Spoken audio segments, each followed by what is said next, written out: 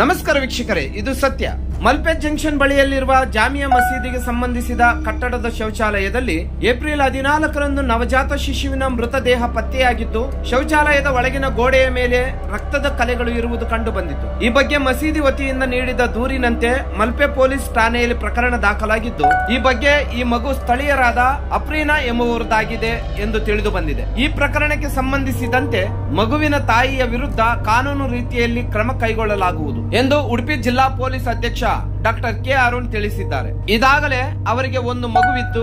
7-8 ತಿಂಗಳ ಮಗುವನ್ನು ಗರ್ಭಪಾತ ಮಾಡಲು ಯತ್ನಿಸಿ ಯಾವುದೇ ವೈದ್ಯಕೀಯ ನೆರವನ್ನು ಪಡೆದುಕೊಳ್ಳದೆ ಇವರೇ ಸ್ವತಃ ಪ್ರಯತ್ನಿಸಿದರು. ಈ ಬಗ್ಗೆ ತೀರಾ ಹೊಟ್ಟೆ ನೋವಿಂದ ಬಳಲಿ ಮಲ್ಪೆ ಮಸೀದಿಯ ಕಟ್ಟಡದ ಶೌಚಾಲಯದ ಬಳಿ ಮಗುವಿಗೆ ಜನ್ಮ ನೀಡಿದರು ಎಂದು ಎಸ್ಪಿ ಅರುಣ್ ತಿಳಿಸಿದ್ದಾರೆ. ಬಳಿಕ ಅವಳು ತನ್ನ ಸ್ವಂತ ಇಷ್ಟದಿಂದಲೇ ಅಲ್ಲಿ ಬಿಟ್ಟು ತೆರಳಿರುವುದಾಗಿ ತಮ್ಮ ಹೇಳಿಕೆಯಲ್ಲಿ ತಿಳಿಸಿದ್ದಾರೆ.